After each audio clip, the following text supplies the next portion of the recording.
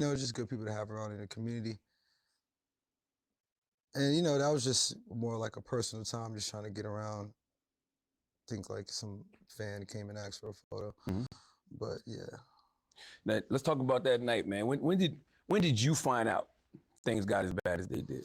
Now, that's the question everybody wants to know. Yeah, it wasn't really until like minutes until like the press conference until I figured out exactly what happened. You Mhm. know, even after the show, you know, you just kind of hearing things, but you don't know. I didn't know the exact details until, you know, minutes before the press conference. Mhm. And even at that moment, you kind of just like, wait, you know, what? Like, you know, you just went through something, and it's just like, wait, what? You know, So you didn't know people that actually passed away and stuff? nah. Wow. Until minutes before, you know, which Mhm. is. Yeah, you know, and the thing is, like, you know, people pass out, you know, people, you know, things happen at concerts, but something like that, it's just like,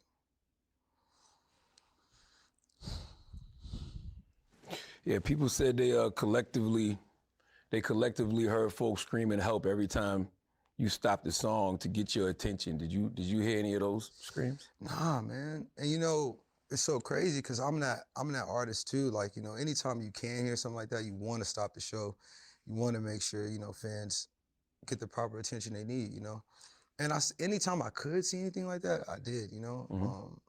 You know, I stopped it like a couple times to just make sure everybody was okay. And I just really just go off the, you know, the fans' energy as a collective, you Mhm. know, call and response. And I just didn't hear that. You know, I Mhm. got music, I got my in-ears, but I just didn't hear that, you know? Break that down a little more. Like nobody knows what it's like being on stage except for other artists. So speak to us from that perspective of what you can see and hear. It was like what, 50,000 people? Yeah, I mean, you got like a venue, you know, filled with like 50,000 people. Mhm. But it's like a sea. You got lights, you got sound, you got pyro, you got, you know, you got your in-ears, you got your sound, got your mic, you know, got the music, you got band, there's all type of, you know, stuff going on. So it's hard to tell excitement from danger, so to Yeah, speak. of course. Mhm. Everything kind of just sounds the same. And at the end of the day, you just hear music, Mhm.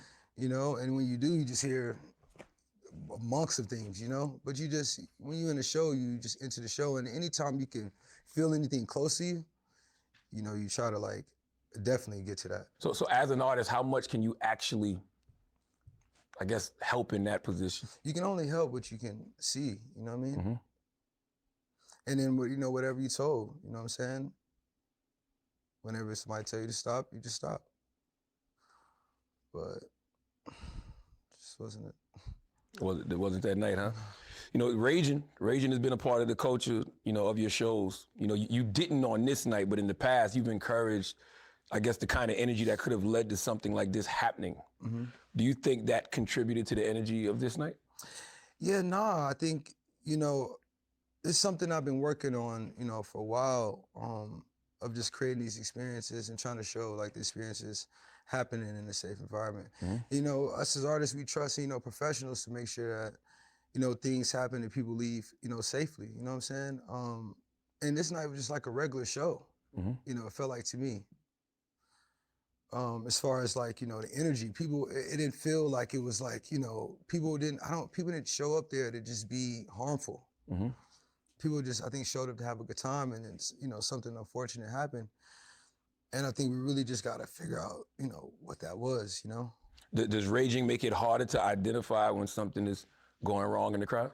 Well, I think, you know, raging is just you know, they have a textbook, you know, definition, but, you know, in concerts, I mean, we've grown it to be just an experience of having fun. It's not about just, harm. It's Mhm. not about that. It's about just letting go and having fun, you know, help others, you know, love each other. It's not about just, you know, harm. Mhm. That's not what it's all about. The show isn't just rambunctious for an hour. Mhm. You know, that's not what it is. You know? Oh, trust me, I grew up on crunk. Yeah. So, you know, I understand, you know, you don't want it to get too out of hand. Yeah, but you know, you know, the energy is high, you know, Mhm. and you know, that's why you want to just make sure that, you know, people are surrounded to make sure that people are just having the best experience. You know what I'm saying? You know, I can't say the energy is high, but you know, you make sure that people are there to for people to have like the best experience and leave. You know? Yeah, you want people to have a good time. You don't want people to get hurt at though. all. Yeah. And you know, God forbid, pass away. And you know, it's typical for you to stop a show to make sure fans in the crowd get the help, you know, they need. There's even footage of that night of you doing that during the set. Were you unable to sense like a difference in urgency this time around? I mean, yeah, because you know you stop the show, but you know if something's gonna happen, if it's something detrimental, somebody's gonna let you know, or you know the show just stopped. And you know that just wasn't the case. You know, I just kind of stopped the show. You know, you just ask, you have a call and response with the fans. You try to generally get a response, but you know if you don't get like a Like hard stop. stop, you Yeah. know, it's just you can't you just don't you just go off of what's going on, you know, which makes it so like so crazy because like you know if I feel like if anyone would have known, it would have just been like it wouldn't have got that far, you know. Mm-hmm. What headspace were you in when you posted that initial response video to I the mean, it was. situation? I think it had to been the night of, you know. So I was just in a headspace of just trying to get a communication out to my fans, you know. I had little to no information, you know, so I was just trying to figure it out and just communicate to them, you know. Yeah, I was just reacting, just literally, just to get something to the fans, you know. It's people that showed up. Do you regret that initial video? Do you regret reacting in that way, or not having all the information before you said something? I mean, yeah, because you just don't know what's going on. But at the end of the day, I don't, I just wanted to get something out. You know, how my message came out, I can't, I can only go off what I know. But Mm-hmm. my true intentions of it, you know, was really just trying to get a message across, and really wanted to just touch to the fans, touch to the families, that we here, we grieving, Mm-hmm. and we'll get through this, through this process. So what did you know in that first video? I mean, at that time, I think we just knew that, people passed, Mm-hmm. we didn't know how, that it was, the news, I think police came out and said something, you're just going off of what you're seeing in the news, you don't Mm-hmm. really know nothing. And then as the days go on, you start collecting a little bit more information. They said there was like chaos and trampling being reported since the early afternoon, like hours before the show even started. Were you informed of any of that ahead of time? Well, no, like, the police, he came and to my trailer, and he congratulated me on, the event, and having something like this in Houston. He let me know that it was mishap at the merch booth earlier. They shut it down, but they opened it back up. They seemed to got it under control. He was gonna step out and just let us know if we need anything. Mm-hmm. Have a good show. That was it. A lot of the criticism, from the tragedy, they say, is in the poor planning and understaffing of the event. As an artist, do you have any involvement in any of that? Well, I mean, we just do, as an artist, you just do the creative. And for this being my festival, I got, bring artists, creatively produce it. And, we just trust in the professionals to kind of just make sure that, people, are taken care of and, leaving safely. I just can control what I can on the stage, and then, you have the professionals control what they can in the crowd, It's just hard because as an artist, you want to have like the best shows, and you want to have the best experiences, and you link with professionals to handle that side of it, and then,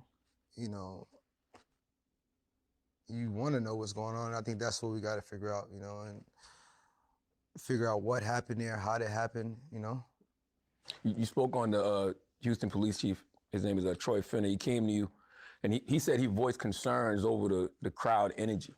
So what did you and your team do with that information? What you got? Well, I think that's what the media, said, but I think it read to more so that he wanted us to.